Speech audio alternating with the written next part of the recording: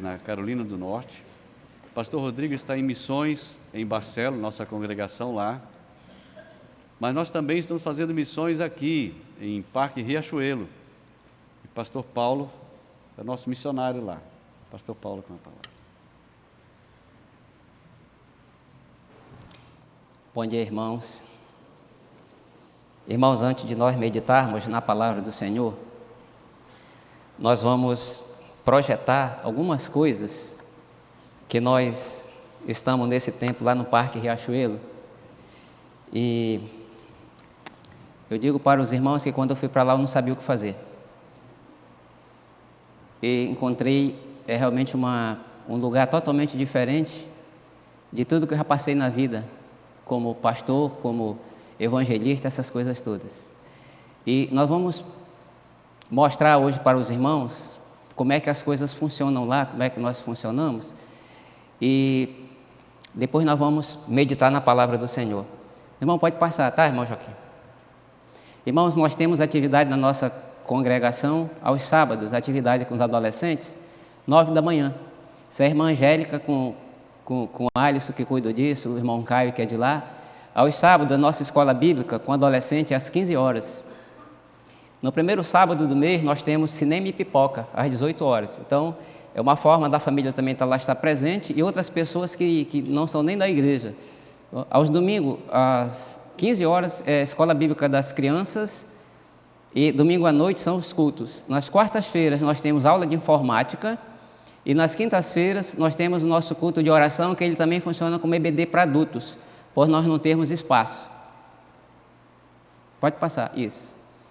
Nós estamos, irmão, com um projeto, alguns projetos também, que depois de um tempo nós começamos lá a ver, porque nesse tempo eu também visitei a casa de todos os irmãos, quase, eu conheço a casa de todos. Aí a gente vai vendo as necessidades, e nós começamos esse pequeno projeto, que tem umas irmãs aqui que são padrinhas, que são madrinhas, e a nossa congregação também entra com uma pequena verba, porque às vezes, irmão, na casa da pessoa é uma torneira que não funciona, tem muitas famílias, irmão, que é só mulheres, e é torneira, é tomadas, é pintura, que tem gente lá que nunca a casa foi pintada, né? Então nós começamos esse projeto e eu achei que a gente ia mais rápido, mas você sabe que por não ter verba, vai no tempo de Deus.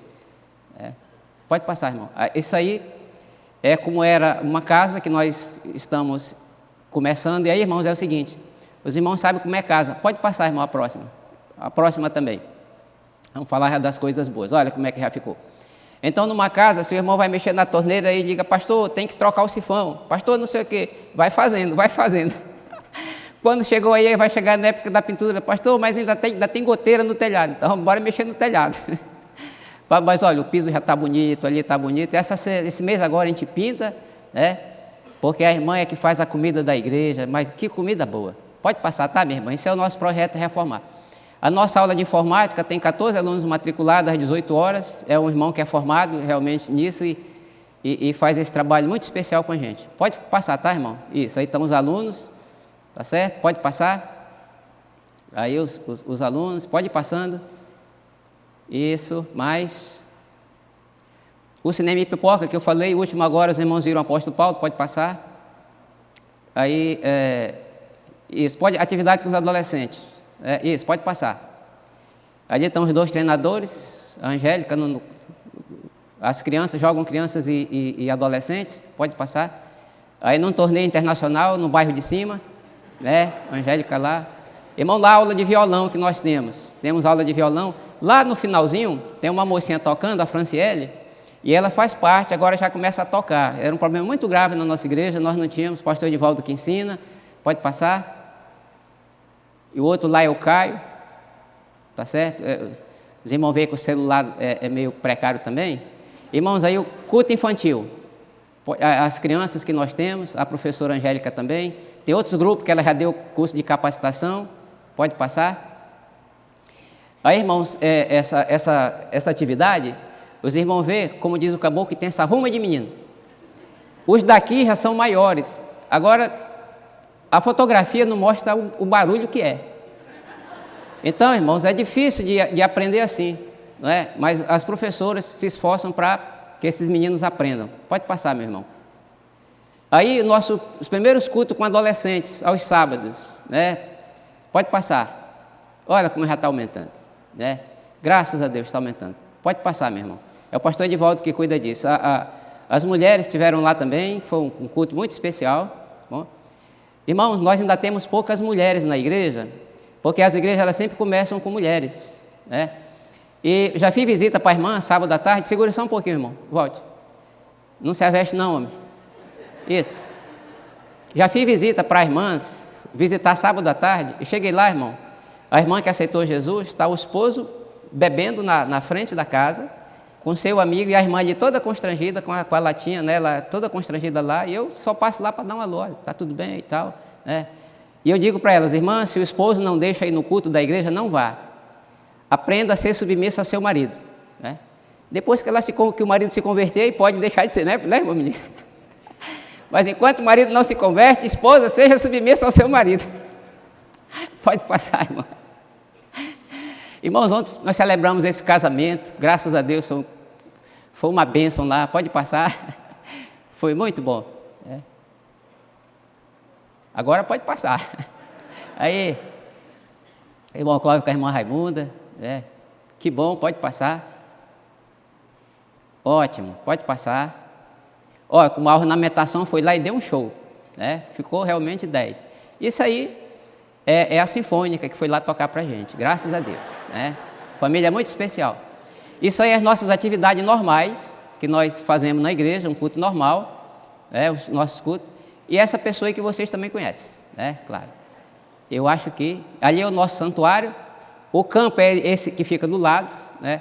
Nós estamos construindo entre esse galpão, que na realidade é um galpão, com aquele outro lado ali umas salinhas, porque nós temos uma dificuldade muito grande de espaço. Então nós queremos tirar os adolescentes dali, para que eles possam ficar numa sala e a Angélica até separar os meninos por faixa etária, porque além da faixa etária, os meninos não acompanham. Os que têm idade não acompanham a parte de ler, escrever, essas coisas todas, então tem que separar. Pode passar, eu acho que terminou. Ótimo, agora abra suas Bíblias no Evangelho de Lucas, no capítulo 4. O Evangelho de Lucas, o capítulo 4. Nós vamos ler do verso 18 ao verso 21. Irmãos, é evidente que ninguém faz um trabalho desse sozinho. Eu disse para os irmãos que quando eu conversei com o pastor Norte, que ia para lá, eu fiquei uns 3 meses sem saber o que fazer lá. E ficava orando, e graças a Deus tive apoio dos irmãos, apoio da parceria de jornada, que isso é fundamental. Se o pastor não tiver apoio da esposa, ele tem que procurar outra coisa para fazer, porque não dá. Eu vou ler na minha versão. O Espírito do Senhor está sobre mim, pelo que me ungiu para evangelizar os pobres, enviou-me para proclamar libertação aos cativos e restauração das vistas aos cegos, para pôr em liberdade os oprimidos e apregoar o ano aceitável do Senhor. Tendo fechado o livro, devolveu ao assistente e sentou-se. E todos nas sinagogas tinham os olhos fixos neles. Então passou Jesus a dizer-lhes: hoje se cumpriu a escritura que acabais de ouvir. Essa leitura foi do profeta Isaías 51. Vamos orar. Querido Deus e Santo Pai Celestial que está nos céus, Deus Santo e amado, o Senhor escolhe, Deus, a igreja, meu Pai Santo e bendito, para levar, Deus, restaurar, levar, Deus, a palavra de salvação, Deus, às pessoas, Senhor. E nos ajuda, Deus, a cumprir, Deus, esta ordem do Senhor. Nos ajuda, Deus, a ter amor pelos que sofrem, ó Deus. Nos ajuda, Deus, a ser crentes ativos, Senhor. E alegra, Deus, cada dia mais o nosso coração em servir, ó Pai. Porque nós somos, ó Deus, de uma geração atual, ó Deus, que servir ninguém quer, Senhor. Tem misericórdia de nós, meu Pai. É o que nós te oramos também, pedindo pelo Teu servo, que o Senhor use, Deus, o Teu servo. Tenha misericórdia dele, Pai. Em nome de Jesus. Amém. Irmãos, os irmãos sabem que nós vivemos em uma sociedade em transformação, uma sociedade que mudou tão rápido, e, na realidade, essas transformações, todas elas são resultados da fragmentação da família. Quando a família se fragmenta, os membros da família eles se afastam e até dentro das igrejas. É impressionante como nós temos lido muito a respeito disso, da quantidade de jovens que estão fora da igreja. Crianças que eram apaixonadas por Jesus, adolescentes ativos, mas quando chegaram na juventude, tem um livro que diz o seguinte: os desaparecidos da igreja. São pessoas que por algum motivo, irmão, se frustraram com Jesus. Mas, irmão, a sociedade que nós vivemos também é uma sociedade em que a violência doméstica, irmão, chegou no seu nível mais alto. Chegou no seu nível mais alto. E muitas das famílias, elas sofrem, porque além da violência doméstica, os arranjos familiares hoje em dia são outros. E eu falo lá pelo local que eu estou, que isso também até aqui na igreja, no mais alto das sociedades do Brasil, os novos arranjos familiares, muitas pessoas já chegam no seu terceiro, no seu quarto casamento, e esse sempre tem filhos desse relacionamento. Então a família tem que se reestruturar com essa forma que a sociedade está, é difícil. Porque um relacionamento, ele sempre traz trauma. Um relacionamento, ele sempre traz ferida, ninguém separa. É por isso que Deus falou lá em Gênesis, e formará um só corpo.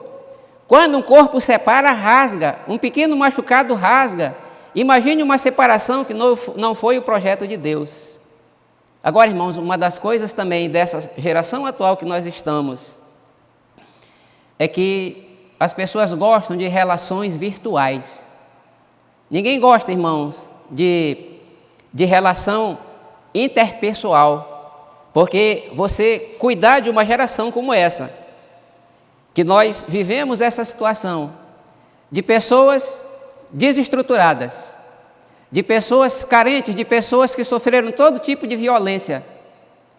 O irmão Vanês estava comigo, tem uma turma que chegou da igreja agora, e falando com a irmã, e a irmã dizendo o seguinte, eu dizendo para ela, como é que eu vou chegar naquela menina? Ela disse, pastor, nós vamos sentar para conversar sobre isso um momento desse. Ela tem 2 filhos do padrasto. E depois, no dia que separou, o padrasto deu 4 facadas. Agora tem outro relacionamento, e eu ri, que eu até brinquei, porque ela estava com um bebezinho no colo, e mais nova que minha filha, a Rebeca. Aí eu brinquei, eu disse assim, poxa, que bebê bonito, tu tem mais algum? Eu tenho 5. Irmãos, olha, de padrasto, de outros relacionamentos e tudo mais. Irmãos, é para essa sociedade que a igreja tem que pregar. É para essa sociedade que nós temos que nos envolver. Agora o problema, irmão, pastor Shedd, citando John Stott, ele diz o seguinte, a igreja brasileira faz um silêncio culposo. Faz um silêncio culposo. Porque são essas coisas que nós queremos gente pronta para pregar o evangelho. Mas a sociedade não é essa. A sociedade de transformação é uma sociedade com feridas profundas, com machucados profundos. Que palavra que eu vou dizer? E nas minhas primeiras visitas, muitos casos lá, pessoas que foram abusadas pelo pai, depois pelo padrasto, depois teve um marido violento e agora está no outro relacionamento. Aí que a igreja chega, aí que eu chego. E muitas vezes eu chego lá e digo para os irmãos, na primeira visita eu não sabia o que dizer. E quando ouvi aquilo, eu sentava no carro, igual o profeta Ezequiel, me sentei lá e chorei. O profeta Ezequiel, quando foi lá para o educativo, chegou lá, sentou e se espantou, a palavra diz. Se espantou, ele só chorou. Eu digo, meu Deus, como é que eu vou levar esperança para uma pessoa que tem tanto machucado? Como é que eu vou dizer que em Jesus, para uma pessoa, irmão, que tem tantas feridas, tantos machucados? Tantos machucados. Então, irmão, são para essas pessoas que nós precisamos pregar. Sabe por quê, irmãos? Quando Moisés, ele estava igual aqui nós estamos, do outro lado do rio era a terra prometida. Então Moisés dá as últimas palavras para aquelas pessoas e diz o seguinte, olha, se vocês se afastarem de Deus, Deuteronômio 28, se vocês se afastarem de Deus, Deus vai pegar o filho de vocês e mandar para o cativeiro. Deus vai mandar para o cativeiro. O que nós temos hoje, irmãos? Nós temos filhos dessa geração cativo das drogas, cativo da violência, cativo do pecado, cativo de toda sorte do mal, da imoralidade e tudo mais. Cativos de todas essas coisas. Por quê? Porque é uma geração que abandonou o Senhor. Mas lá no capítulo 30, Moisés ainda diz o seguinte, olha, ainda que eles estejam no extremo, Mas se vocês se voltarem para Deus, Deus o vai trazer. Só o Evangelho faz isso, meu irmão. Só o Evangelho faz isso. Restaura a família, junta a família. Só Jesus cura as feridas da alma das pessoas. Só Jesus. E a igreja não pode fazer esse silêncio culposo. Não pode fazer esse silêncio culposo. E eu espero que nesta manhã, esta palavra, desta realidade que nós vivemos, porque nós vivemos em uma sociedade raivosa, as pessoas vivem iradas, mas nós precisamos pregar para estas pessoas. É porque só Jesus é capaz de curar as frustrações tão profundas que as pessoas têm. Quando Jesus chegou na casa de Zaqueu, lá em Lucas 19, Jesus diz assim, no final que Zaqueu se entrega a Jesus, ele diz assim, ele foi buscar o perdido. Jesus foi buscar aquele perdido. Zaqueu era um homem perdido. Irmãos, e às vezes nós temos dificuldade de pensar assim, qual é o propósito do Evangelho. E às vezes nós imaginamos que alguém, o propósito do Evangelho é levar a pessoa para a religião. Não, eu vou levar para a igreja. Irmãos, capítulo 17 de João, nos primeiros versículos, Jesus diz no versículo 3, dizendo o seguinte, e a vida eterna é esta, que te conheçam a ti como Deus único e verdadeiro, e a Jesus Cristo que tu enviaste. Irmão, isso é evangelizar, que as pessoas conheçam a Deus, que conheçam a Jesus, é porque em Jesus que está o perdão, em Jesus que está a misericórdia, e as pessoas precisam conhecer que só Jesus é capaz de curar as feridas da alma. Isso é evangelizar. Isso é evangelizar. Qualquer outra coisa que você pode fazer, querer levar as pessoas para evangelizar, você pode fazer. Mas o resumo do Evangelho é isso, que conheçam a Deus. E conhecendo Deus por Jesus Cristo. Porque as pessoas já têm religião, todo mundo tem sua religião. Quando o apóstolo Paulo chegou lá em Atenas, Atos 17, ele viu lá o altar desconhecido. E ele pegou daquilo ali que ele disse, olha, é esse que eu vou falar. É esse Deus desconhecido que eu vou falar para vocês. É o Deus que criou todas as coisas, é o Deus que vocês precisam para sair da idolatria. E quando ele chega lá em Tessalonicenses, em Tessalônica, no capítulo 1, acho que o verso 9, que ele diz assim, o Evangelho cumpriu a sua missão, porque vocês deixaram de adorar os ídolos, uma cidade idólatra como a Amazônia, todo tipo de santo, usavam os deuses gregos, adoravam os deuses gregos. O Evangelho cumpriu quando vocês receberam, porque vocês deixaram da idolatria e se voltaram para o Deus vivo e verdadeiro. O Evangelho, ele cumpre a missão. É interessante, irmãos, que as pessoas estão em busca de Deus. E o apóstolo Paulo fala para aquela igreja, olha, para Tessalônica, vocês estavam, em Atos 17, em Atenas, vocês estão como tateando. Vocês estão atrás de achar o Deus de vocês, é a religião de hoje. As pessoas ficam, por quê, irmão? Porque só o Evangelho é luz. Só o Evangelho que abre a mente do ser humano, para que ele possa reconhecer Deus como Criador de todas as coisas e Jesus Cristo como Salvador da sua vida. A pessoa ela não precisa ter uma religião, mas ela precisa ter salvação. E Jesus Cristo, ele é pouco conhecido mesmo aqui em Manaus. Mas qual era o método que Jesus usava que dava certo? Jesus tinha a sua metodologia. Irmãos, Jesus gostava de gente. Jesus gostava de gente. E eu até disse para os irmãos um dia desse lá na igreja, eu digo, olha, na congregação, quando eu vim para cá eu não sabia o que fazer. Mas eu disse assim, eu tenho uma coisa, eu gosto de gente. Então se você gosta de gente, Deus pode usar você. Crente tem que gostar de gente. Crente tem que gostar de gente, porque Jesus gostava de gente. Então Jesus andava, Jesus comia, Jesus ia em todos aqueles lugares daquelas pessoas. Por quê? Porque Jesus, ele buscava relacionamento interpessoal com as pessoas. E às vezes nós queremos já falar do Evangelho para as pessoas. E as pessoas não querem falar do Evangelho, elas querem falar das suas vidas. Eu usei a tática, tem os irmãos aqui que são fruto do trabalho de lá. Quando eu comecei a visitar os irmãos, eu digo, é o Evangelho de João, esse ninguém erra. Não deu certo. Depois eu digo, não, vai ser Romanos. Comecei, não deu certo. Mas aí comecei, Deus e agora? Deus disse, é família, rapaz. Começa pelo livro de Gênesis, que Deus criou a família perfeita e boa, quando o pecado chegou, acabou com tudo. Então comecei as aulas com os irmãos, nas visitas com família, é família. Mas família, irmão, você precisa ter relacionamento interpessoal como Jesus. Irmão, porque Jesus, ele gostava de gente. E outra coisa, irmãos, às vezes nós começamos a falar para uma pessoa de Jesus e nós desistimos. E nós desistimos, irmão, Jesus não desistia das pessoas.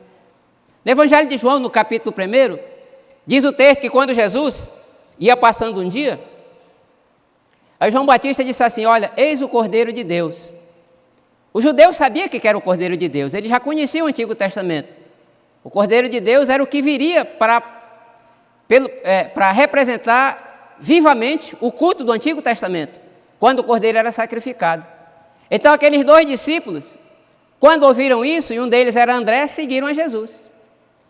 O que André fez? Foi buscar o seu irmão Pedro. Ele disse: olha, Pedro, achamos o Messias. Sabe o que Pedro disse? Legal, que bom. Pedro ficou, não, Pedro voltou para sua pescaria. Porque Pedro disse assim: tá legal, isso é bom, o Messias. Só que eu tenho uma família para sustentar. Eu tenho uma empresa para tocar. Eu tenho que cuidar da minha vida. Lucas 5, quando Jesus vai fazer aquela pesca maravilhosa, e Jesus, diz o texto, que Jesus estava ensinando na beira da praia, e Pedro ali lavando a sua rede, mas como diz o caboclo, só de butuca, né? Só escutando. E de repente Jesus entra no barco dele. Jesus disse assim: bora pescar. E diz o texto que eles não tinham pego nada, mas Jesus não foi nem longe, joga a rede. E foi aquela pesca maravilhosa. Quando Pedro viu aquilo, se joga aos pés de Jesus, disse: sai daqui. Sai daqui, eu sou um homem pecador. O sentido aqui, irmão, também é assim: esse negócio não é para mim. Esse negócio não é para mim. Aí Jesus diz: Pedro, eu vou te levar para uma pescaria melhor. Eu vou te levar para uma pescaria melhor. Jesus não desistiu de Pedro. Os irmãos sabem que Pedro andou armado até próximo da crucificação, não é? Era discípulo de Jesus, mas andava armado. Na hora lá que os guardas vieram pegar, ele pegou sua espada e tchau. Só ele tinha. Um discípulo de Jesus, mas a partir do momento que ele se reconcilia da sua negação a Jesus, aquele coração foi transformado. Aí Pedro diz assim: eu não preciso mais dessas coisas, porque eu já tenho aquilo que dá paz ao meu coração. Jesus gostava de gente e Jesus não desistia das pessoas. Nós precisamos gostar de gente. Então o primeiro método de Jesus era gostar de gente e não desistir das pessoas. E Jesus usava para cada pessoa uma metodologia. O que ele disse para a mulher lá do poço de Jacó? Ele não disse para a mulher: olha, o teu problema é casamento. Ah, mulher, se tu achou o homem errado. E às vezes as pessoas estão no 3º, no 4º casamento: eu nunca achei alguém para ser feliz. Não, Jesus disse para aquela mulher: o teu problema não é marido, mulher. O teu problema é a água da vida que tu precisa para matar a sede da tua alma. Essa era a metodologia de Jesus. Para cada pessoa que ele viu uma necessidade. Aquele outro jovem rico, ele disse para aquele jovem, o jovem queria seguir, ele disse: olha, vende tudo que tem e dá aos pobres. O sentido aqui é: se livra desse Deus que está te aprisionando. Esse não quis seguir Jesus. Mas para cada pessoa, Jesus tinha uma metodologia. Jesus disse para aquele jovem: olha, livra-se da avareza. Irmãos, você pode até ter até alguns livros interessantes de missões nacionais a respeito de discipulado. E o discipulado, irmãos, é se interessar por pessoas. Ninguém hoje em dia faz um discipulado se interessar por pessoas. Irmãos, eu fui partilhar as histórias dos irmãos e de outros lá, depois da 4ª, 5ª visita. Irmão, ninguém abre o seu coração, ninguém mostra, irmão, as suas feridas para uma pessoa que você acabou de conhecer. Ninguém mostra, irmãos. Então, depois que esse relacionamento, ele tem uma experiência, aí você começa a apresentar Jesus para esta pessoa. Eu estava já lá na congregação um dia, aí um pastor amigo me convidou para inaugurar uma igreja ali por trás do São José. Eu fui ser o pregador naquela noite. E eu cheguei um pouco mais cedo, e eu estava ali na frente, e um menino de uns 6 anos, todo arrumadinho, cabelinho no gel, como eles fazem hoje, e um outro de 8 atrás, cutucando o menino, aperreando o menino. Eu disse: rapaz, deixa o menino, sossega. Aí ele disse assim: pastor, o pai dele está preso. Irmãos, aquilo, como diz outro, aquilo me acabou. Aí eu fui para casa com aquilo ali mexendo no meu coração. Eu dormia pensando naquilo. Aí sabe qual era o meu pensamento? Não era só lá. O pensamento era na congregação. Eu começava a dizer assim, pessoas que não iam para a igreja: Deus do céu, me ajude, Deus, a não permitir que esses meninos vão visitar o pai do presídio. Deus não deixa que essas irmãs, essas mulheres que estão lá, vão ter que pegar uma senha no dia de sábado, que muitos presídios são assim, vão lá sábado à tarde para pegar uma senha para domingo ir no presídio, e ainda ter que ficar com as pernas abertas, sem a sua roupa de baixo, em frente de um espelho, para ver se não tem nada levando. Que humilhação para uma mulher. Irmãos, eu ficava de noite, eu chorava, às vezes eu ficava falando lá, orando, e a Silvana, tu está falando? Dormindo? Tu está falando dormindo. E eu orava, irmão, pensava nisso. Poxa, Deus, não deixa, Deus. Não deixa esses meninos crescerem sem pai, meu Deus. Não deixa essas crianças, pai, tão novinhas, verem seu pai nas prisões. Irmãos, isso mexe com o coração da gente no dia, irmãos, que você vê um se entregar a Jesus, aí é coisa boa. Aí você chora na mensagem lá, e depois você chora depois, porque você vai deitar e diz, graças a Deus, Deus é bom. Só o Evangelho faz isso. Só o Evangelho é capaz de mudar a realidade de umas pessoas. Irmão, Manaus está cheio de gente cativos. O Brasil está cheio de pessoas levadas ao cativeiro, porque abandonaram os pais. Mas que palavra que nós temos para dizer para pessoas que foram abusadas pelos pais, depois pelos padrastos, pessoas que foram abandonadas, pessoas que estão totalmente feridas. Irmãos, quem vai se importar com estas pessoas? Quem vai se importar? Quem vai falar? Quem vai acolher? Quem vai visitar?